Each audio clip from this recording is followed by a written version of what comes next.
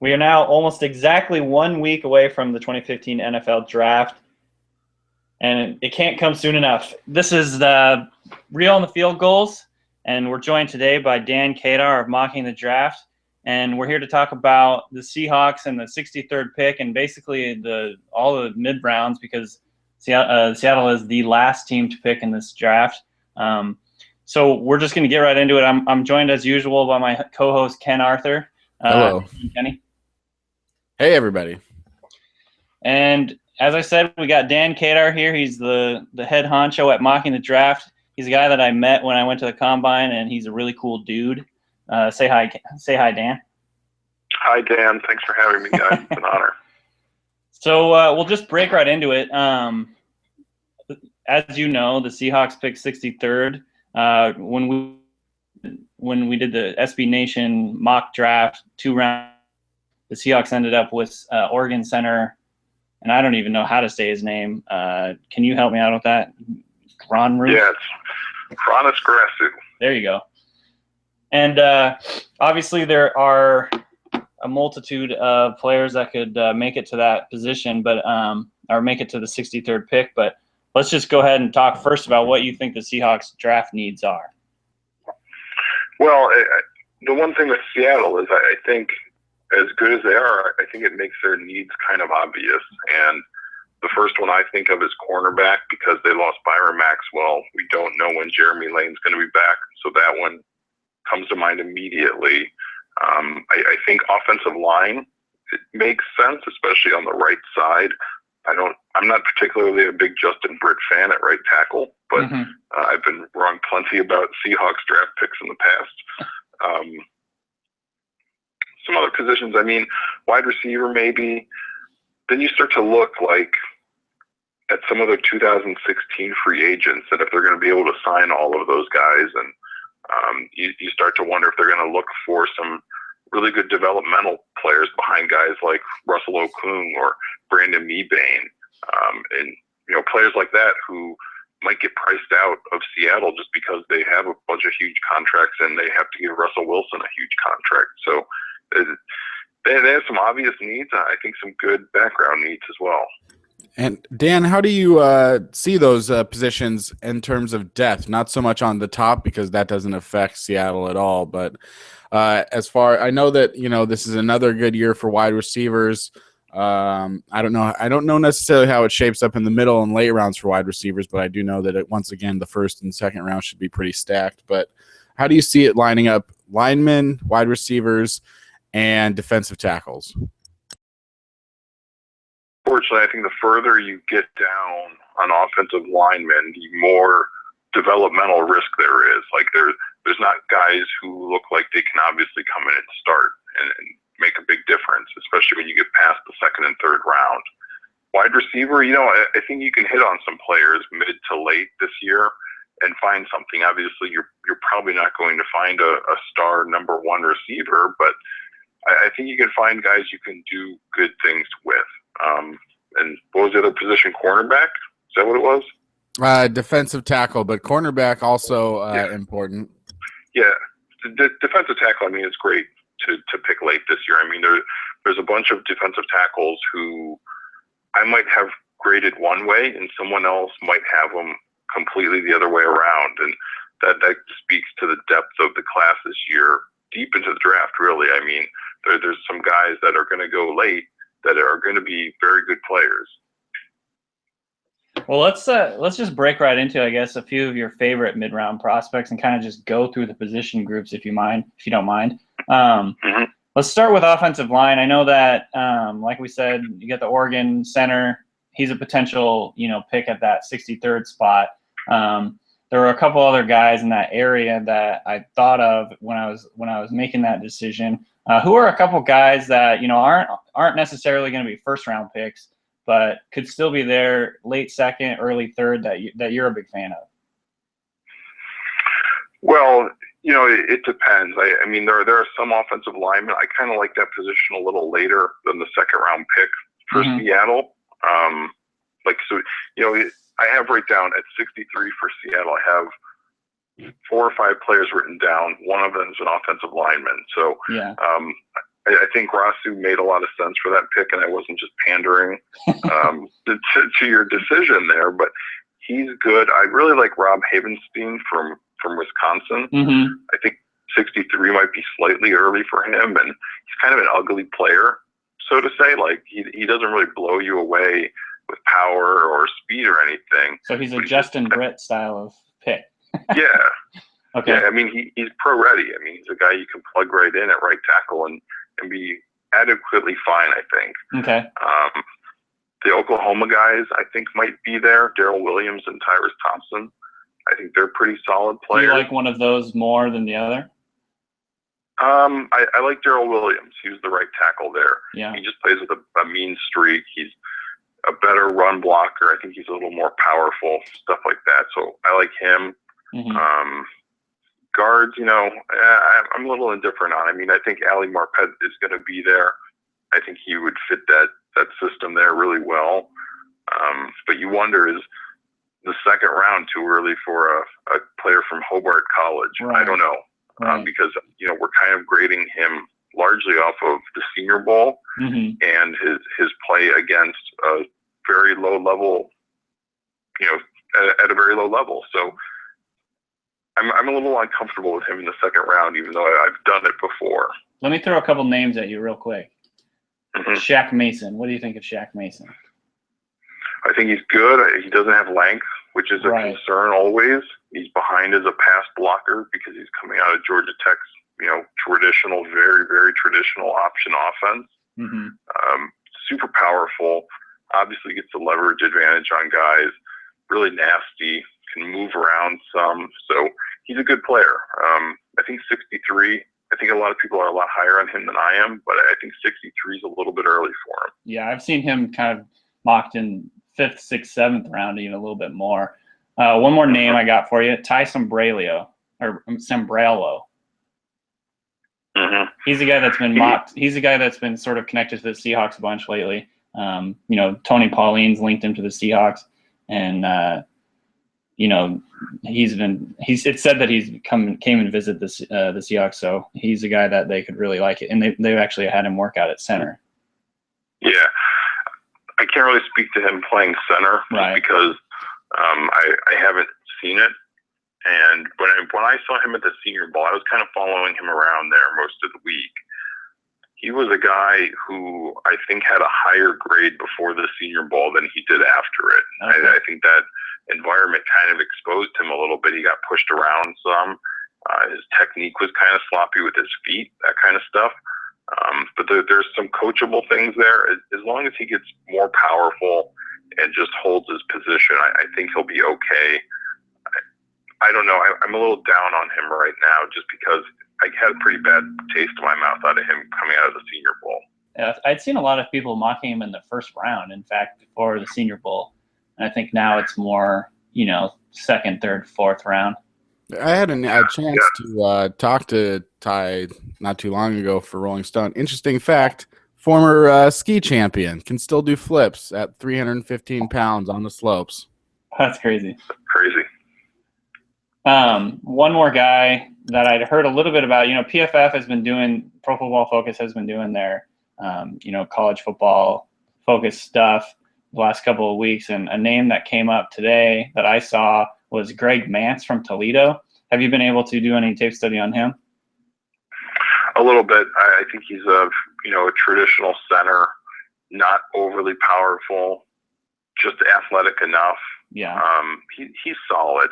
I view him as kind of a fringe starter, especially early in his career. Obviously, we don't know how he'll develop, especially coming out of a MAC school where, no offense to the MAC, and I'm saying this living in the middle of MAC country, but they don't always all have the best strength and conditioning programs. So he could turn into a more physical player maybe. He's solid, though. Okay. Interesting. Kenny, did you have any questions about any of the offensive linemen on your list? It's tough for me. I'm definitely not I'm going to learn a lot of the names on the 2nd and 3rd day of the draft. I do find it's interesting. I know from my experience from studying John Schneider's habits that these guys don't trade up. Is there any sort of, it just seems like it also would be a weird year to trade down when you have the most picks in the draft. Do you have any sort of sense, Dan, in terms of what you expect them to do to stay where they are? Maybe do you see a guy that could be on that fringe first, second round that might be worthy of trading up to in the middle of the second round? Yeah, information, but I have bought into the idea kind of I don't think they're going to trade up necessarily, but I think trading down from 63 makes sense, even though that on the surface that might seem absurd. But what player you're going to get at 63 is that wholly different than the player you might get in the early 70s. And if you can add some earlier pick next year, like if you can get an extra second or third round pick in next year's draft, I think that's something that might entice John Snyder to move back 10, 12, 15 spots and see if he can score something next year. Because, like I said, I have a handful of guys at 63. I think a couple of them might be there in the early part of the third round. So I think a trade down from 63, although that would make your guys' draft weekend boring, I think makes sense. Yeah. Well, let's move to the receiver position for a little bit. Obviously, picking at 63, you're going to miss out on Amari Cooper, Kevin White, Devontae Parker, Brashad Perryman, Jalen Strong. There's guys like Philip Dorsett that could still be there, potentially Devin Smith, maybe. Nelson Aguilar is probably going to be gone.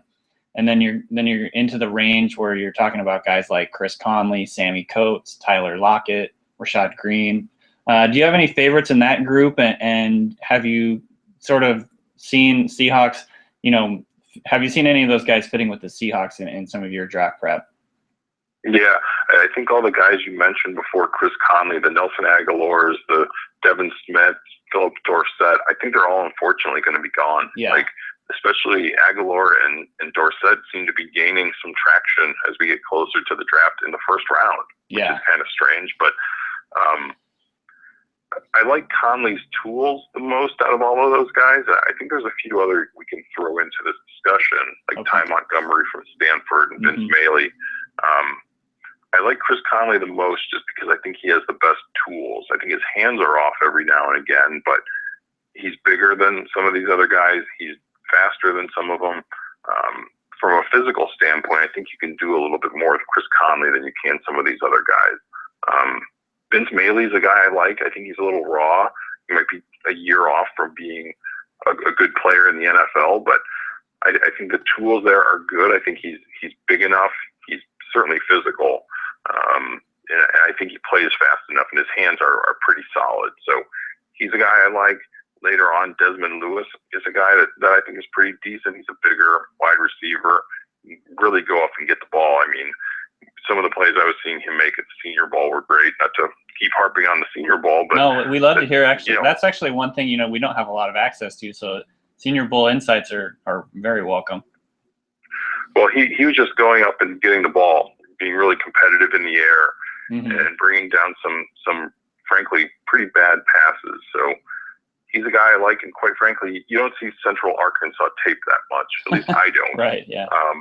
So when you see him in that environment, going up against higher level competition and succeeding, then that's something that catches your eye as a fourth and fifth round kind of player. You mentioned Sammy Coates. I think he has the physical tools, but again, hands are off. Yeah. What about a guy that I think has been mentioned in terms of having that Seahawk sort of? I think I like his attitude. People like his attitude, and he's a good blocker. Kenny Bell.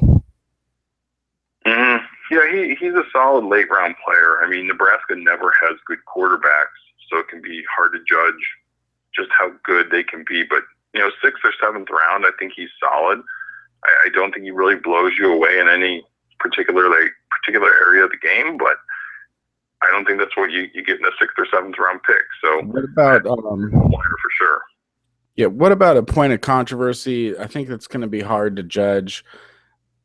When it's a serious off-field issue, it can be pretty hard to judge exactly what's going to happen on draft day because people don't really like to talk whether or not they like the player or not, perhaps.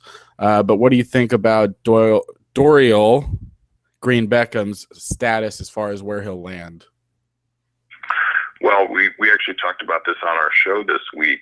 There was a report that some team thinks he could go in the top 10 of the whole, the first round. And that wouldn't shock me. But at the same exact time, if he fell to the second and third round, that wouldn't shock me either. Yeah. Nothing's going to surprise me with Dorial Green Beckham. If he becomes a star, I won't be shocked. If he busts out in his first year, I won't be shocked. He's just, from a physical standpoint, he is singularly the most incredible wide receiver in this year's draft. From a mental standpoint, you might be on the exact opposite end. I say that not considering what he's done off the field. I think he struggled early in his career at Missouri because he wasn't picking up the offense. There was a report that he wasn't hearing the plays and the coaches and what they wanted him to do, so they had to move him closer to the sideline so he could pick up exactly what he had to do. Huh. But, once you get him the ball, he is incredible. I think his hands are good. He's obviously a freak physically. I mean, he's like 6'6", 230 pounds. I don't think he plays quite like Calvin Johnson. I think that can be a lazy comparison, but he's an incredible talent, and you just kind of hope that he pulls it all together mentally and he pulls it all together off the field, because if he does, you're talking about a wide receiver that can be a cornerstone of your franchise. Well, Dan, let's take one step back just so people know sort of where you're coming from in terms of all the guys that you've seen. Can you sort of talk about necessarily sort of when you started getting into how long have you been studying players coming into the draft? Oh gosh, more than a decade at this point, which makes me feel very, very old. No, not that old. I started at a draft site called NFL Draft Blitz in like 2002-ish, just writing about the Cleveland Browns because it's the local team for me. And Matt Miller from Bleacher Report was there as well.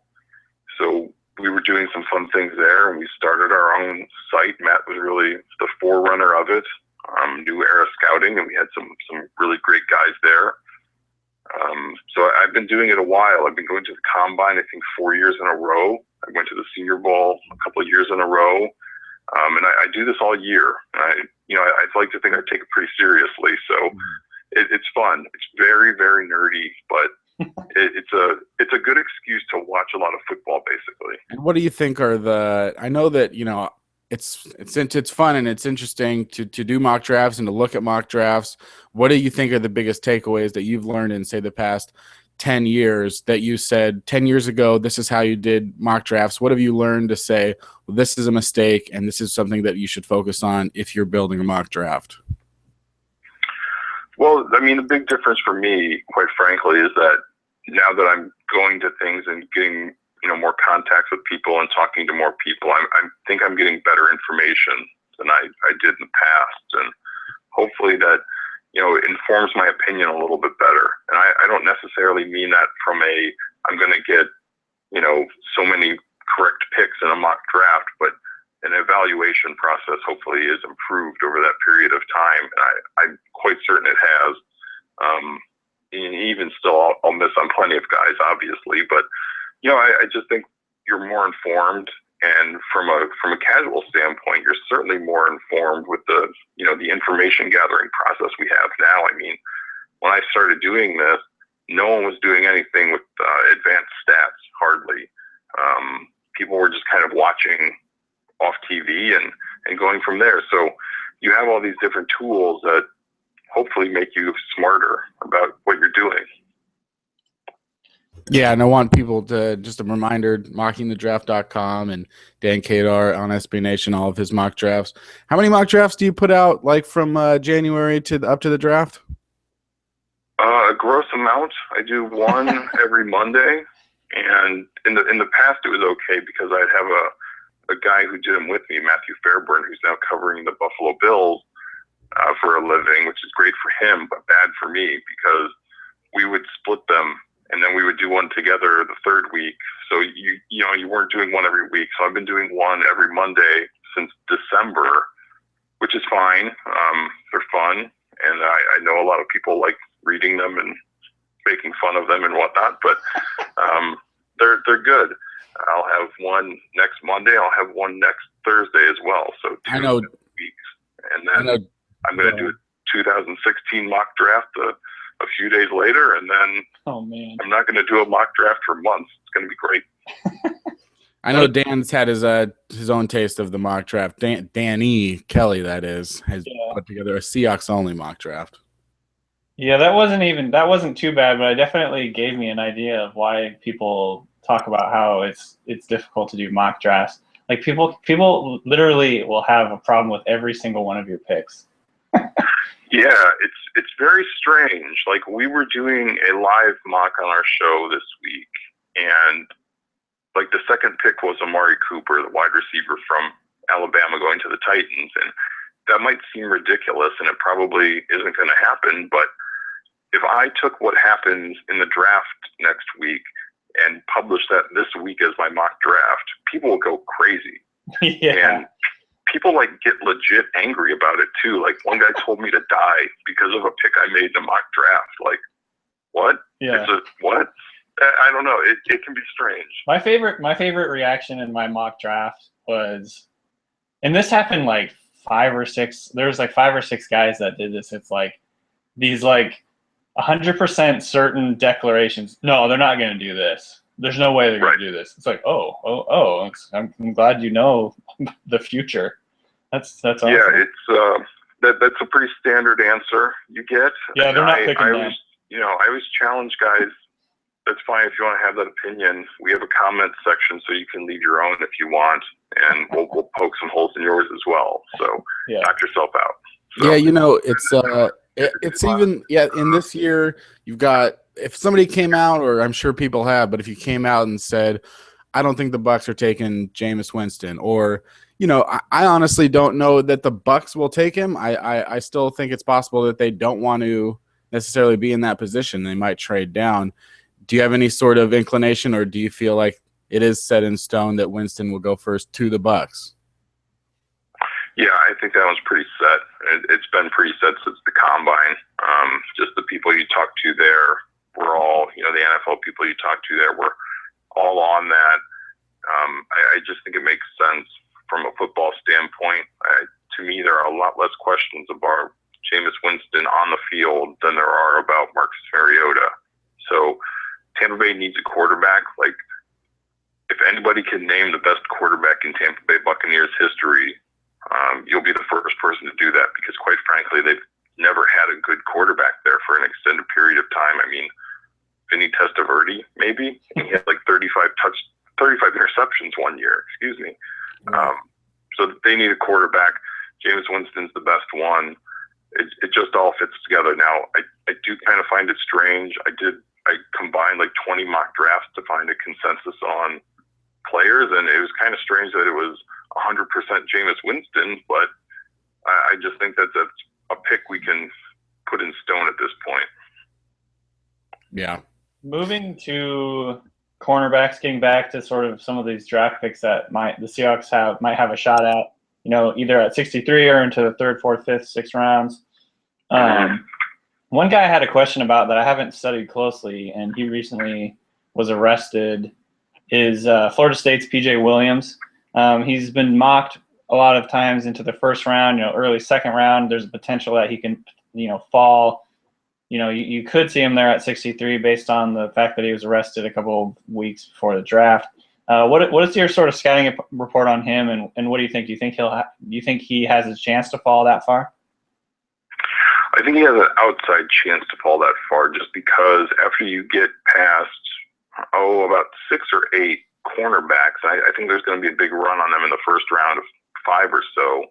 So once you get past that first group, that I think they're all going to go by the 50th pick or so. Yeah. And after that, you might see a team ahead of Seattle take PJ Williams, because he's a good player on the field, obviously a dope off the field to an extent, but he played the wide part of the field at Florida State.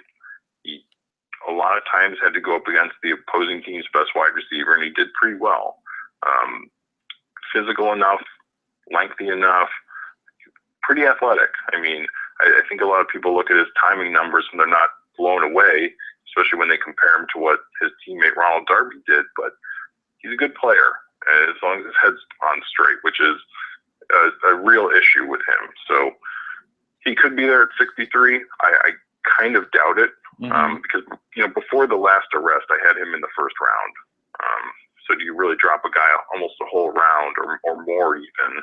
Yeah. Because of that, and I would contend no, but we'll see.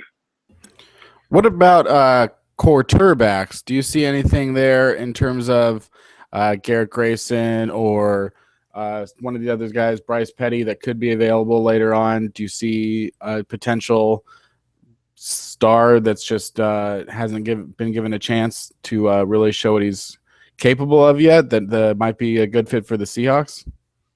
That's a good way of asking it, actually. I haven't really thought about it that way. Who hasn't really shown what exactly they can be. I've been on record since the whole draft season started that this is the worst year to take a quarterback that I can recall. I mean, obviously Winston and Mariota are the top guys. I think teams are going to reach for Brett Hundley and maybe Bryce Petty in the second round by pick 50 or so. Like, the Rams, the Bills, a bunch of other teams at the top of the second round just have a terrible quarterback situation. So I think they could reach there. I like Garrett Grayson, probably the fourth best. I think he's a solid player. I mean, he's very unathletic, and he gets in trouble whenever he has to move his feet. But boy, if he has a clean pocket and he can stay in there, he can get on rhythm. Kind of Andy Dalton-like, which is kind of a backhanded compliment, but Andy Dalton's still a pretty solid player. I mean, there's about 10 or 12 teams in the NFL that would want to have Andy Dalton as their starting quarterback, and that should tell you the state of the quarterback right now. But yeah, I like Garrett Grayson.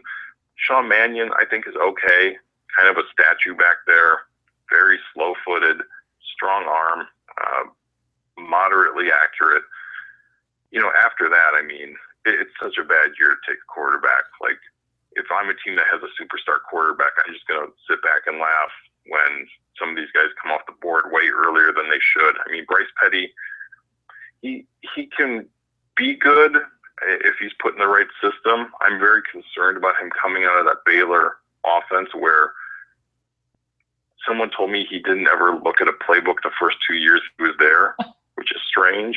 And then they always looked over at the sidelines to get the play off one of those wacky play cards. Yeah. Using the shotgun almost every play. He's had a back issue, which is a concern when you're 24 years old, which, by the way, he's 24, which is a little older than you might want out of an early pick.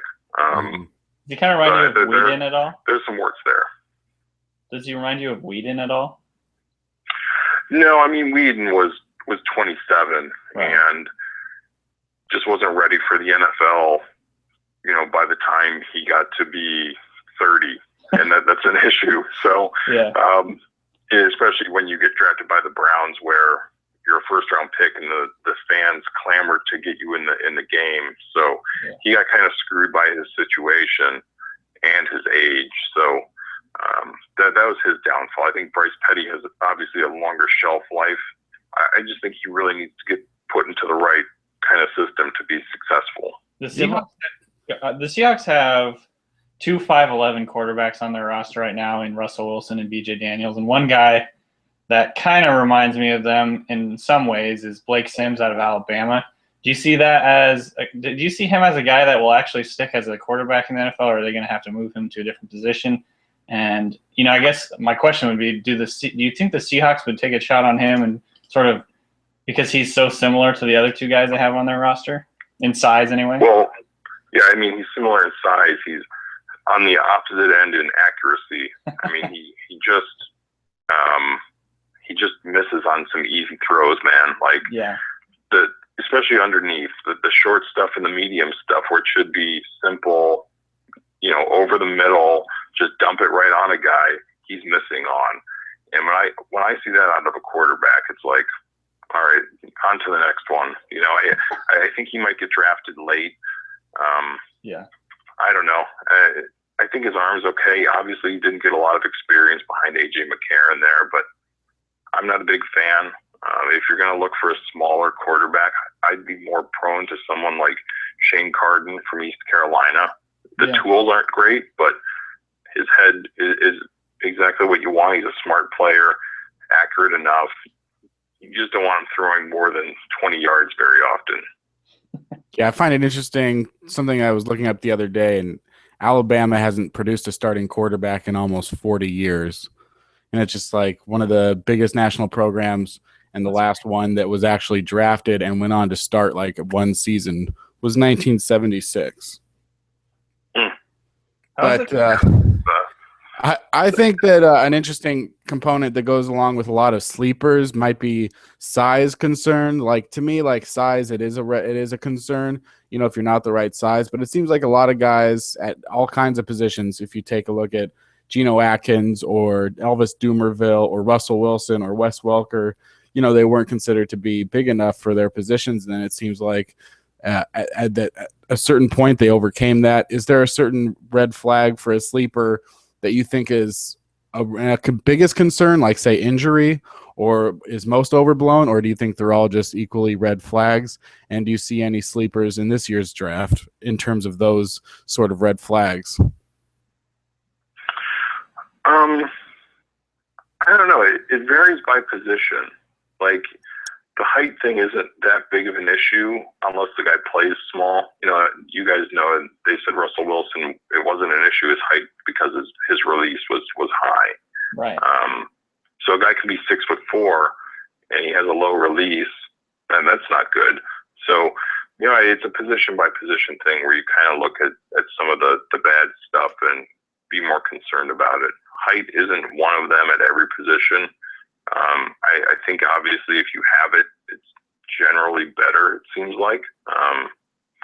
But yeah, it's a position by position thing. And I think one of them, I guess one red flag, I guess, that kind of encompasses all of them. I always like watching a guy's feet, no matter what position they play. That sounds really creepy and Rex Ryan-like, but if a guy has slow feet, what can you do with him? I mean, that's regardless of where he plays.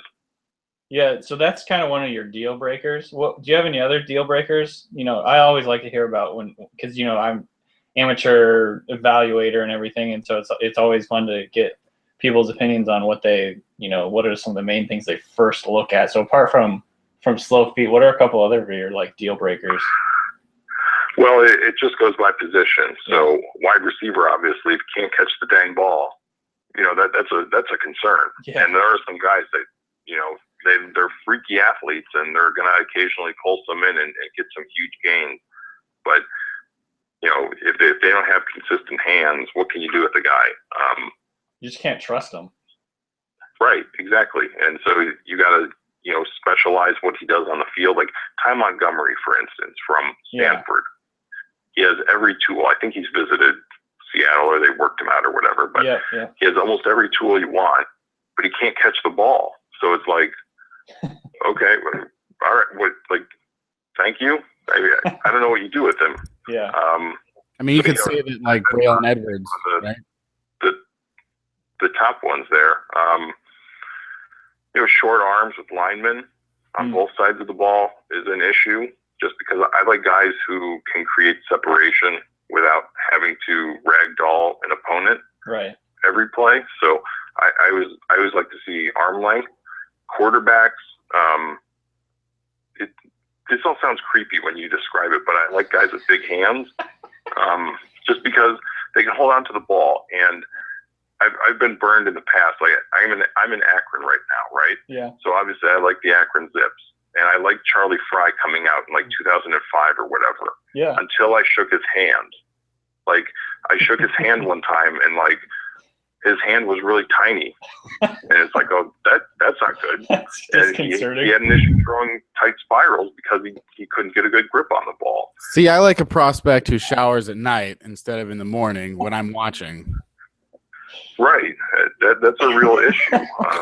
If you feed the mogwai after midnight, that's a red flag. What about running back? At running back? Yeah. Vision. If a guy doesn't have good vision, he's Trent Richardson. Right. So that's the first thing you look for. And the first move a guy makes is the most important one, and that's kind of the same idea you can have with a middle linebacker too. If they make a false step on their first move, they have to make 2 moves to recover from that and then make a play. Yeah. And then they're behind, and then they're watching a guy run past them. So vision for those kind of players.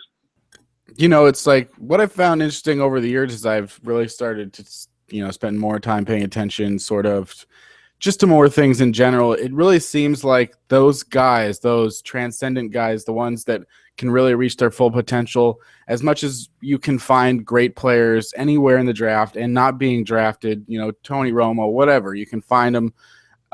It really seems like there are certain guys where it's like only Todd Gurley can get to this sort of level as a running back. Only Melvin Gordon can get to this level as a running back. And you've got all these other running backs in the draft, just using one position group as an example, that can become good players. But what I've found is a lot of these guys that are sleepers, they're really at this position of running back are really one-dimensional. Like there's very few premier backs that can do everything and went after the second round. If you look at a guy like Alfred Morris, he's no threat out of the backfield. The only one that I could really think of when I was doing this was Arian Foster as a guy that can sort of be a catch-all and was undrafted. But do you sort of see that as all of the premier talent in terms of ceiling for the most part when you talk about, like, say, a receiver, like only Calvin Johnson and Dorial Green-Beckham, like I've heard only Dorial Green-Beckham and only the top 2, Cooper and White, are really ever going to be number 1 receivers. The others can be productive, but they'll never be quote-unquote number 1. Well, the hardest thing for someone like me is projecting how much they're going to develop, because a lot of it is dependent on, myriad factors, really. What system they're going to be in the NFL and where they're at exactly developmentally, physically, coming out of college, especially some of the small school guys. That's always a thing. It can be hard to project a small school guy because you don't know exactly what he is physically, but we'll find out when he's in the NFL. You don't know how money's going to affect people, so there's the whole mental part of things. It's unfair to try and judge in this part of the process of it, based on, how a guy talks in a combine interview. I'm not going to say, boy, I think he's going to be a real screw up when he gets $1 million.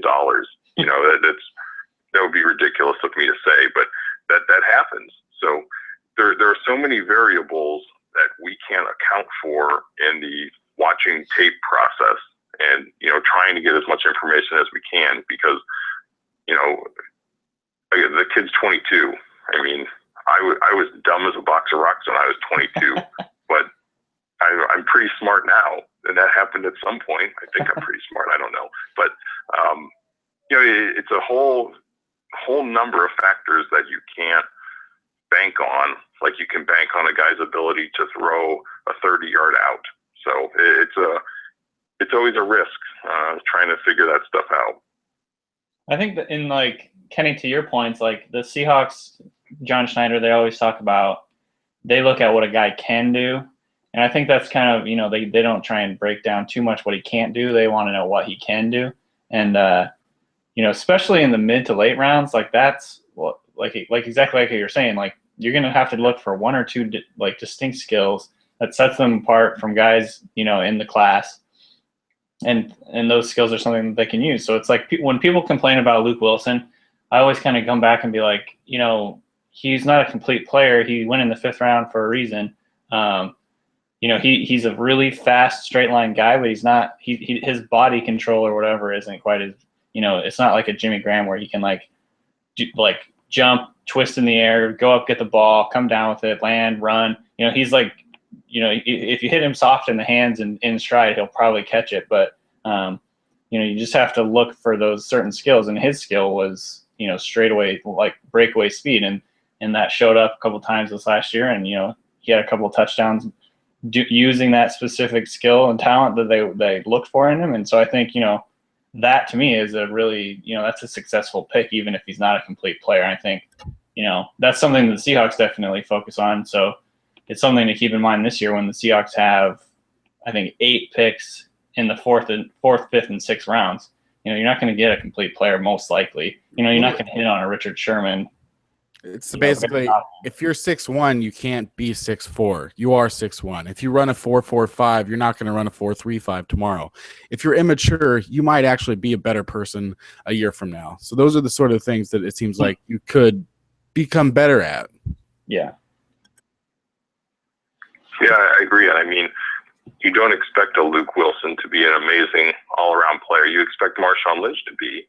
And, running backs this year, I mean, David Johnson from Northern Iowa, for instance, I don't expect him to be an amazing running back. I expect him to be a running back who can be an asset in the passing game because that's his plus skill coming out of college. So I completely agree with that thought process. Speaking of running backs, I kind of wanted to get your opinion on a few guys.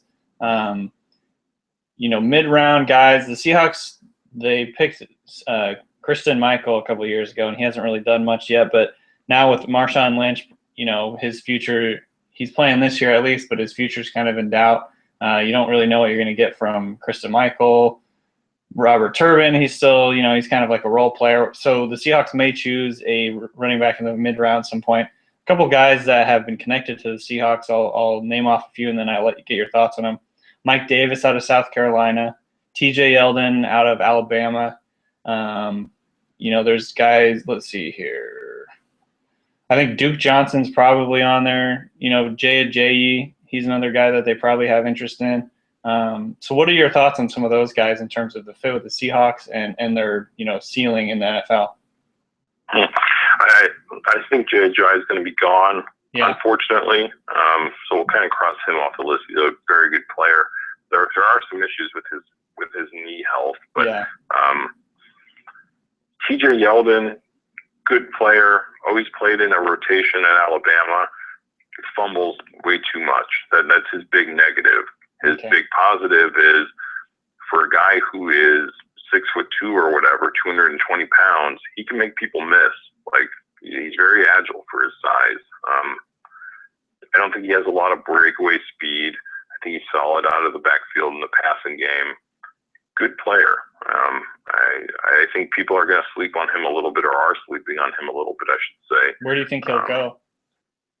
Where do I think he'll go? What area, like what round? I think he's in that third round range, just because the fumble thing is a concern. And we've seen players correct that, so maybe that's something he corrects and becomes a decent to good player in the NFL. Duke Johnson, I think he's a perfect match for any zone blocking scheme. Really good vision, really good cutback, good agility, good speed, undersized, isn't going to break a ton of tackles. He's a good player. Mike Davis, another guy, I think probably has the best vision of any running back in the draft, but some people think he quit on South Carolina last year just because of the injury stuff they've had there, and he was concerned about getting dinged up, so he didn't play as hard as you would have hoped. Was banged up a little himself. Good vision, good enough speed, good power. I think he would fit in a zone scheme pretty well too. Out of those three guys, I would have Duke Johnson first. I'm not sure how great of a fit he is for the Seahawks. You guys can answer that better than I can, but I have Duke Johnson, Yeldon, and then Mike Davis. The typical Seahawk running back, and I think that people kind of just assume this is going to stay the case, is, they've pretty much never drafted a guy who's under 220 pounds. And Marshawn Lynch, you don't really know how much he weighs, but he obviously plays with a lot of power.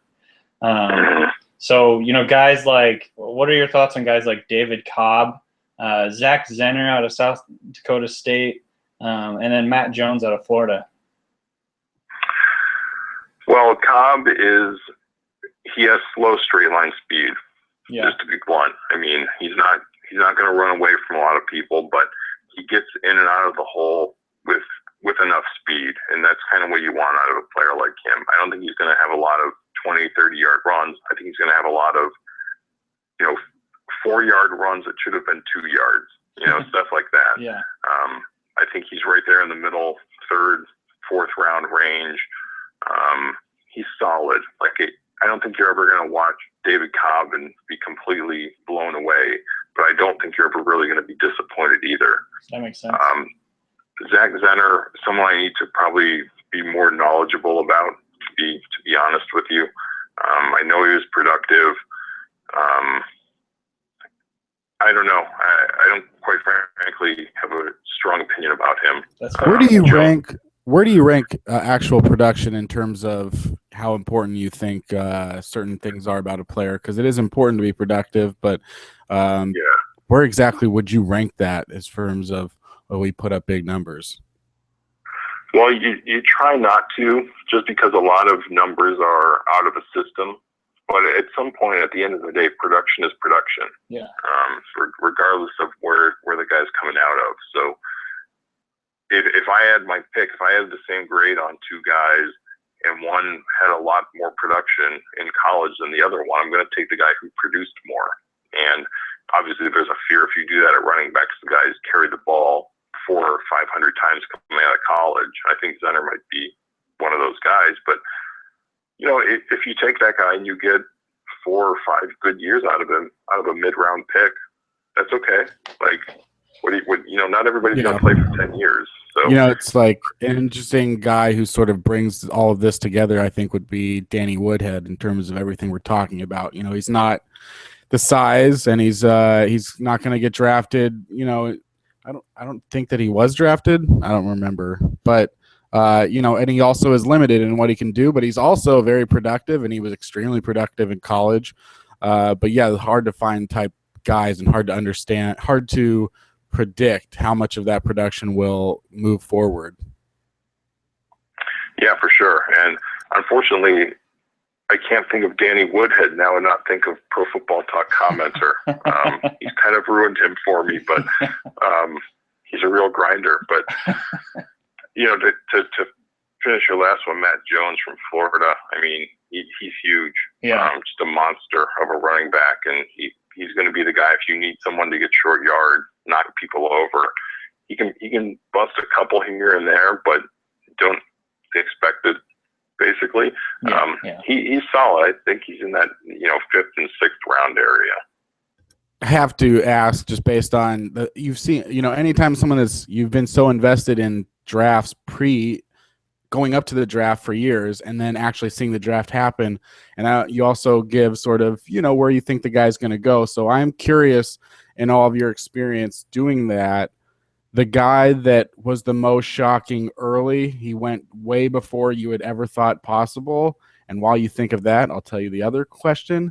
It's the guy that went way late, as you can imagine. So who's the guy that was like, I can't believe this guy is going 1st round? And who's the guy that's, I can't believe that guy is 5th round or undrafted? Like, the biggest surprise is one way and the other. Yeah. Boy, that's a good question. I should have prepared for this one. I should have. This is called Shock Jock Radio. And if you come on Shock Jock Radio, get ready to shock while we're talking about jocks. Oh, man. Wow. That just blew my mind. You flabbergasted him with that, Kenny. Well, I'll give you an example. Everyone was like, oh, I can't believe Bruce Irvin is the 15th overall pick. It's always the Seahawks. It's always the Seahawks, because the Seahawks don't give a shit about your grades. Bruce Irvin was a 2nd pick at best. And then when they took him that high, I think I gave the Seahawks a D on principle on the grade on that one. Everyone made fun of us for that. Well, let's not forget they drafted Bruce Irvin, Bobby Wagner, and Russell Wilson, and everyone pretty much gave him a D or an F. Yeah.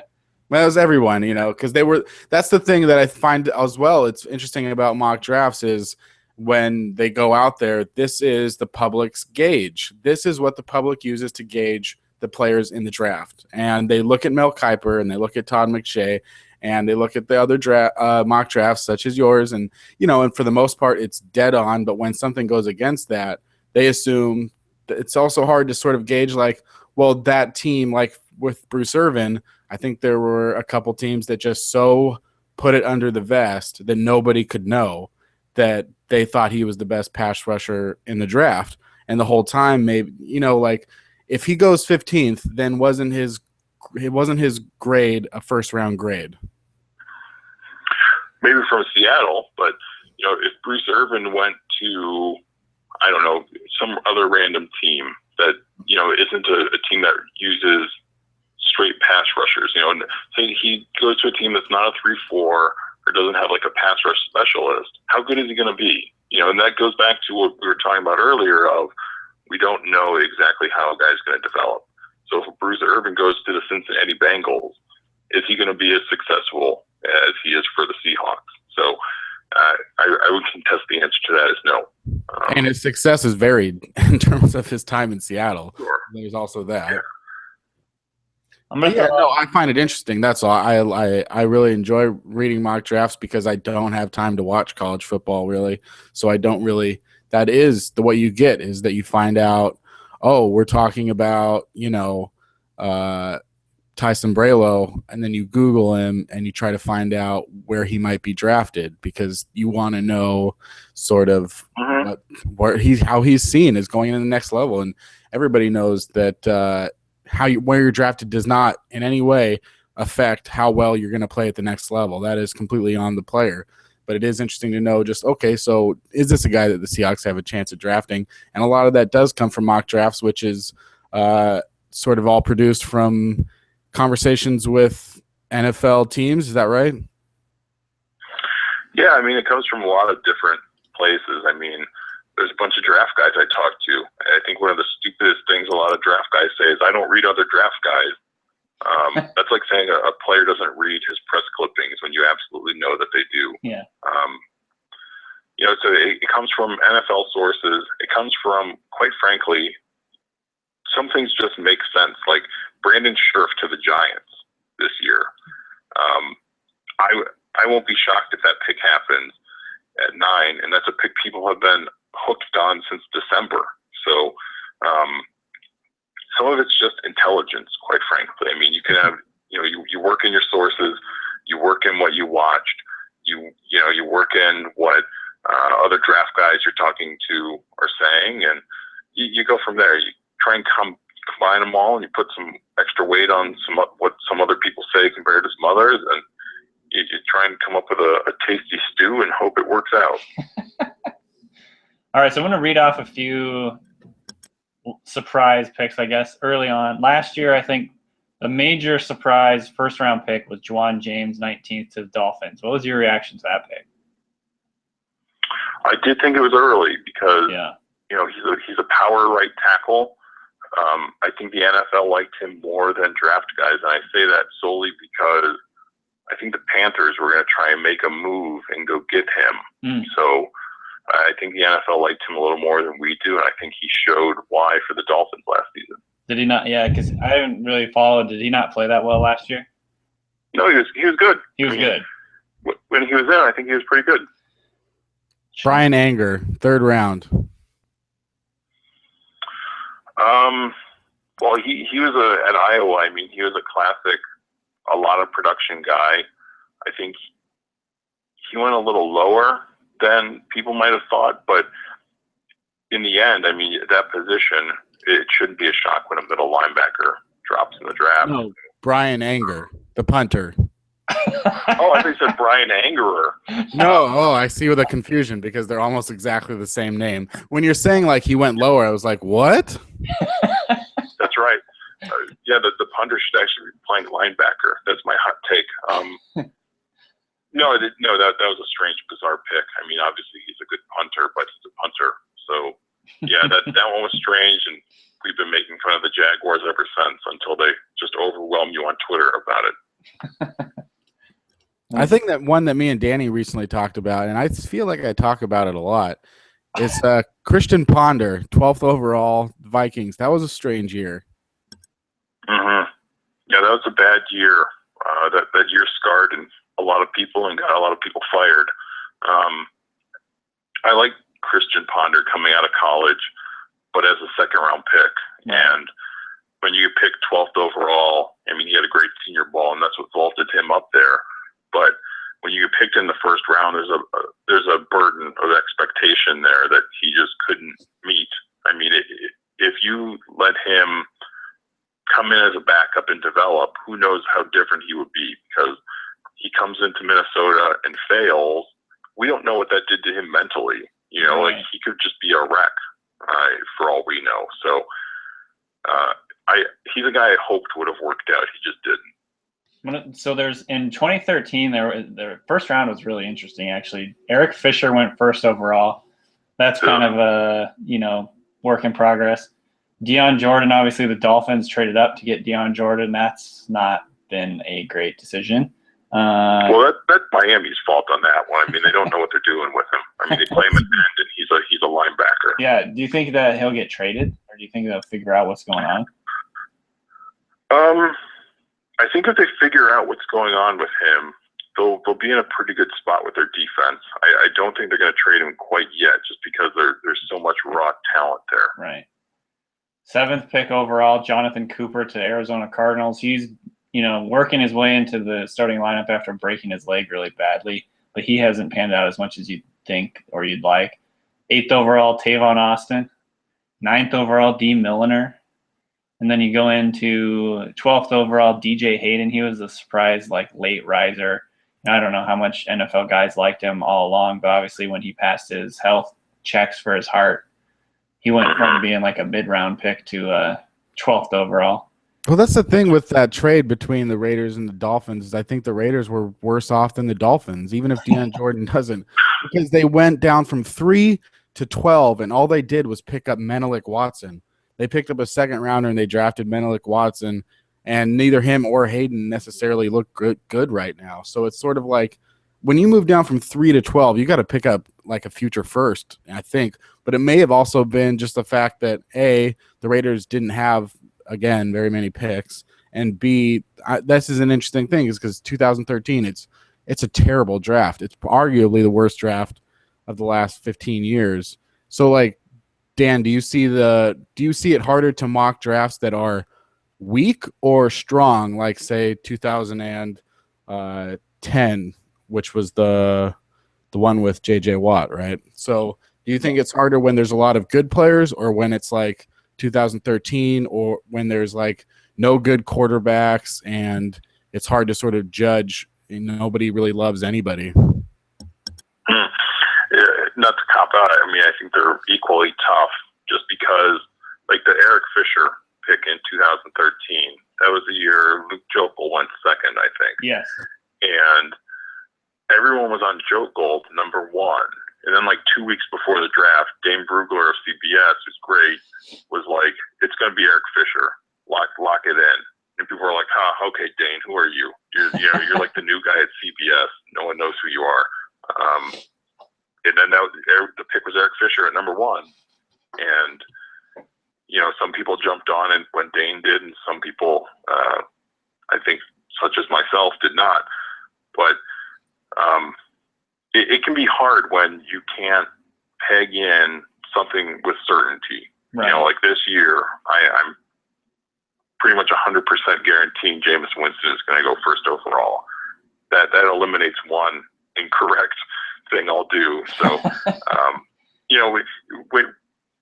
even if it's a bad year or a good year, if you can kind of find some picks that just lock in, there's always a pick, a couple of years ago, I can't remember who it was Bengals.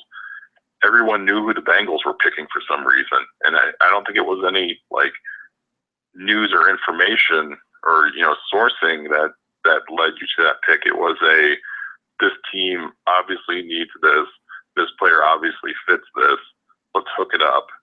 The Bengals thought the exact same way, and that was the case. So, good or bad year, it's difficult, but there's always going to be times where you can kind of try and put a couple of the puzzle pieces in the right places blind.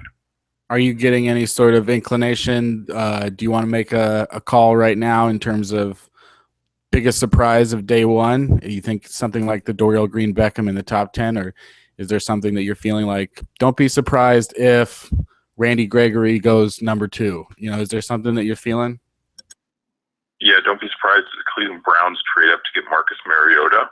I think is the big one. That's kind of the headline-grabbing one. That would be awesome. Say that again? I said that would be awesome if that happened. Just for it would be weird. Excitement's sake. I think that's a thing. Browns have the best ammunition to go up and get him, and I think they want him, and I think they like him. I think he fits just what they're going to do. I mean, not from a running standpoint, but that Oregon offense is like you strip off the running stuff and some of the up-tempo stuff. It's kind of a West Coast offense, and that's what the Browns are going to put in with John DeFilippo, their new offensive coordinator. So that's kind of one. I'm looking at my mock next week that I sent over to the production guys and seeing if there's anything else in here that kind of catches me like that. I've been locked into the Scherf thing to the Giants. So that's a boring one, but I'm feeling pretty confident about it. I think Dorial Green-Beckham's going to go in the first round. Interesting.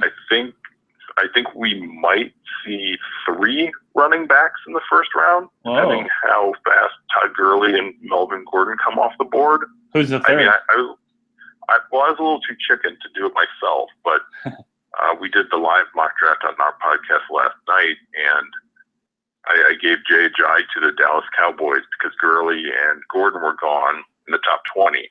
So, like, if those 2 guys are gone in the top 20, the Lions could use a running back. The Cardinals could use a running back. The Ravens, the Cowboys. There's so many teams that need a running back, and the talent matches it. That's not even a word. I think that could happen. So I don't want to throw too many wacky things out there just for the sake of I want people to have something to hold against me for the rest of my life. And they will. Those are a few. Who's your favorite sleepers this year? Do you have any mid to late round guys that you think are going to be a lot better than people are giving them credit for right now? Yeah, I mean, I have a few down here that we didn't get to. I mean, we went over some of them, quite honestly. Ty Smith from Towson is a cornerback that I like late in the draft. And I think he's actually a fit in Seattle. Yeah. He's a good fit in Seattle. I like Ryan Russell from Purdue. Okay. Very late in the draft. He's a guy that they switched over to a 3-4 the last couple of years, and he just isn't a 3-4 end. He's a 4-3 end. He's kind of a lot like Cassius Marsh, actually. Yeah. If you want to put that in perspective. He's a guy. Kyle Emanuel from North Dakota State. We talked about production earlier. Unbelievable production. I think he had like 32 and a half tackles for loss last year. He's an outside linebacker? Yeah, he's a pass rusher. Okay. He's a guy that I like. There's a guy we're going to hear about in the next few days, I think. The word's going to get out about him, Davin Walls. He's a big, huge defensive lineman. He got kicked out of Syracuse, played high school basketball, went to a junior college, went to Syracuse, got kicked out. I know a lot of NFL people like him. The Seahawks may or may not like him. Hint, hint. Someone may have told me. That's okay. I really like Christian Covington, a defensive lineman from Rice. Just, not solely because of one move, but he put this move on Jake Matthews a couple of years ago that was just unbelievable. And then he's been hurt, so he's a guy that I like as a sleeper. Darian Miller from Kentucky is a deep sleeper I like on the offensive line. Okay. Another guy I think could fit in Seattle. Could be a offensive tackle or guard. Pretty athletic. Just a good player. Quite frankly, I mean, sometimes you can say as many elegant things about a player as you want, but sometimes it's just like he's good. Yeah. You can't always qualify exactly why, especially on offensive linemen sometimes, but he's just a guy who's good. So those are a few. Let me get something here, because actually, now that you say it, I have drawn up a mock draft myself, something that I'm working on for Sports on Earth, and I think that I have a few shocking picks, and that just could be because I'm bad at this. So we're gonna call this a new segment called Mocking the Drafts, Mocks My Mock Draft. So why don't you call me this? I'm gonna say the player and the team, and you just tell me why I'm wrong. Okay? Okay. I have Trey Waynes to the Redskins at 5. That's wrong because you used the name Redskins. No. Waynes is good, straight line speed, good press coverage. I think we had a technical glitch. Is everybody here? I'm still here. Yeah, I'm here. Oh, weird. Okay. That must have been because you said that word, and we both said the word, and all of a sudden everything dropped out.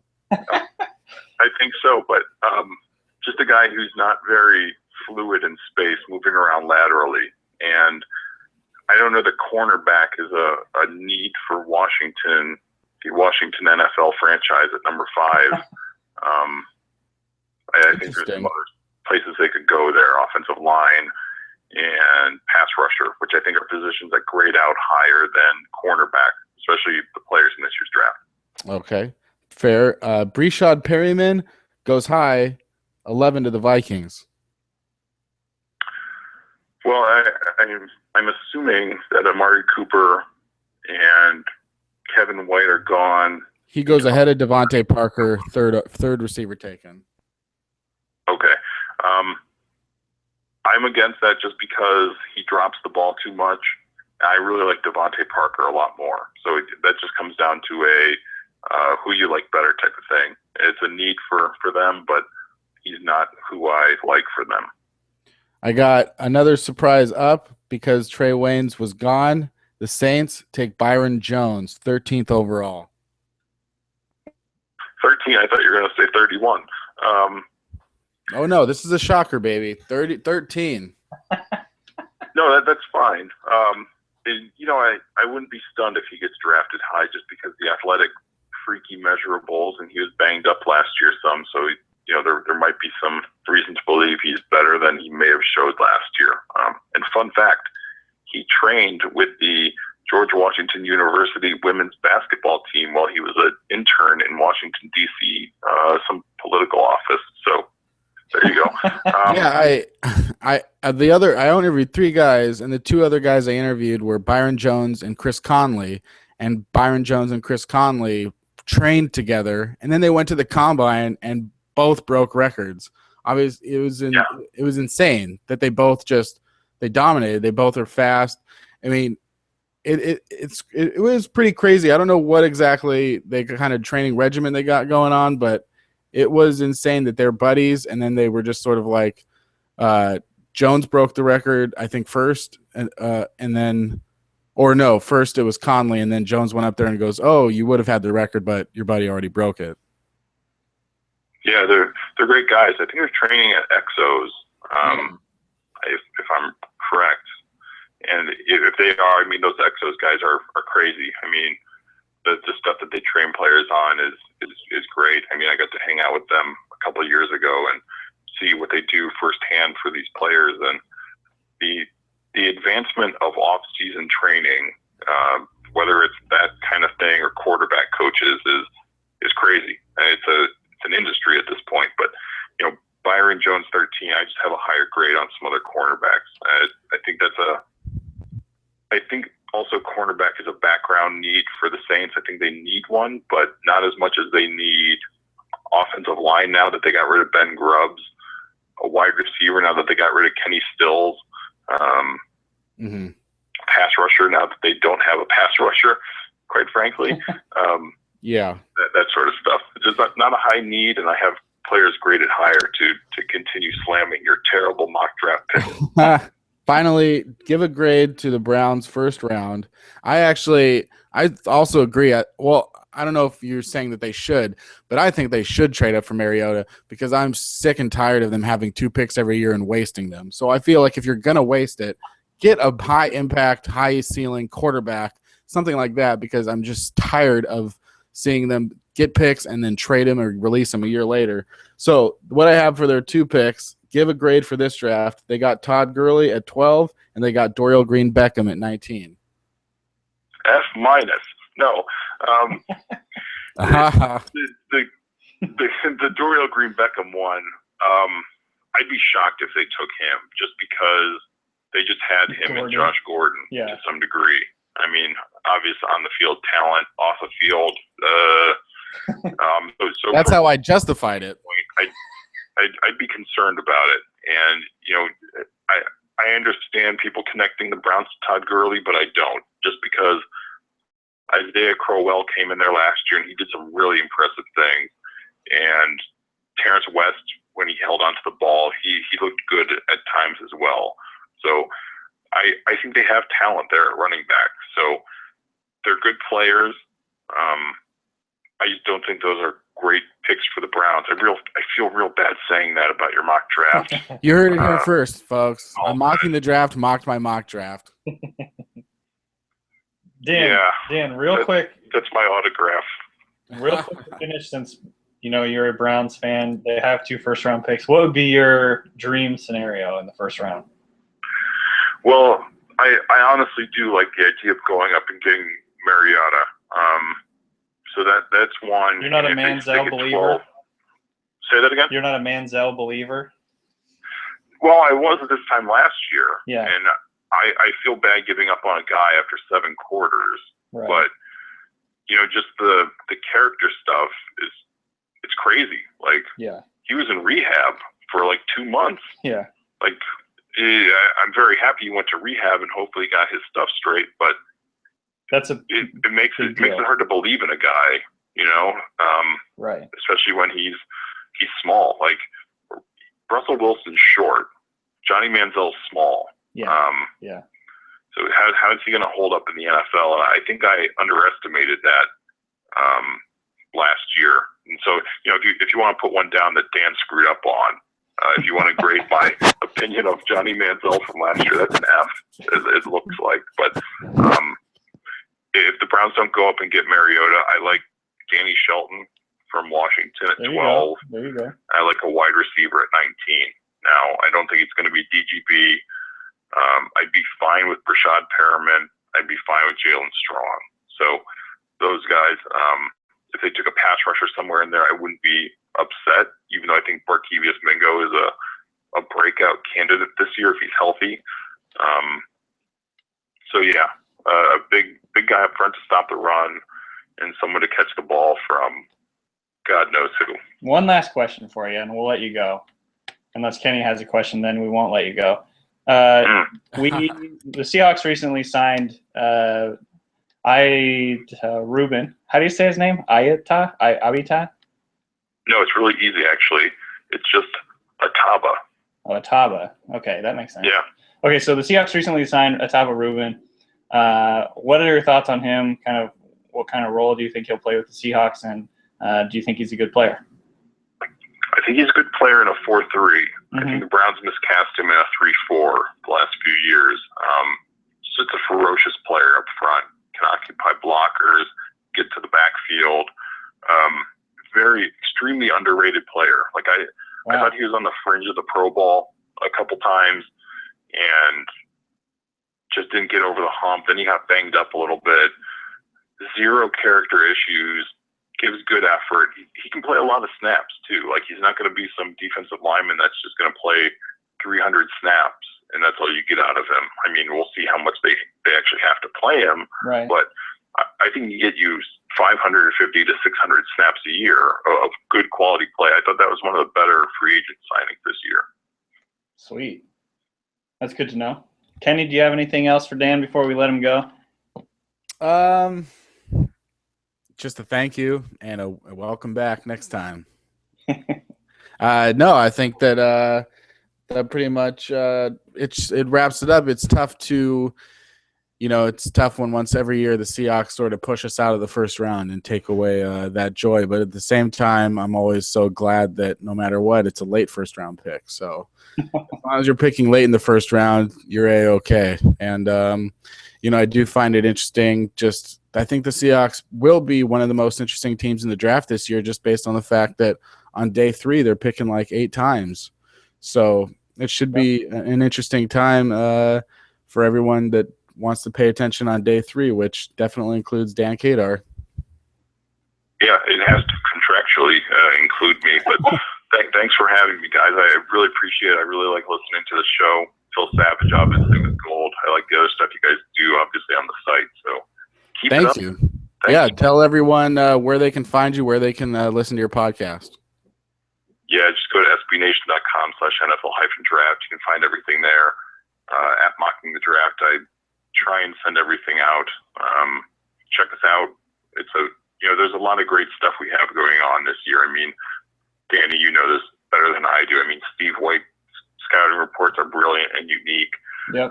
Louis Bien, I think if we have an underrated person at SB Nation, if you want to use draft parlance on anybody, it's him. I mean, his interviews have been great, and Danny obviously is doing. Danny always hits home runs, which really bothers me because I just hit singles a lot. But it bothers me because you guys are talking about football and you're using baseball metaphors. Well, I only know sports metaphors, so sorry. Danny always scores touchdowns, and you're constantly grinding it out on 3rd and long.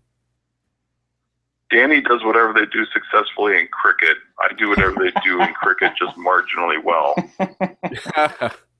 I have no idea what they do in cricket. Danny, any parting words? No, just echo what Kenny said. Thanks so much for being on and sharing some of the insights with mid-round players that the Seahawks might have some interest in, and looking forward to working with you on draft weekend. I can't wait for it to be here. Sure, anytime, guys. Yeah, I can't wait for the draft to be over either. And remember, you guys can subscribe on iTunes at Real in the Field Goals. That's the official name now on iTunes. You can search for Real in the Field Goals to find the podcast. Get the podcast app if you have an iPhone. I think if you have an Android, you might as well just throw it in the ocean and forget about it, from what I understand. You can also go to fieldgoals.com, follow Danny at Field Goals, me at Kenneth Arthur S. And it's every Thursday for now, sometimes Fridays, at Real in the Field Goals. And if you have any sort of theme music that you want to send in, please do, as we will accept it. We don't care. When you are beggars, you cannot be choosers. Thank you very much, and you will hear us next week. Bye.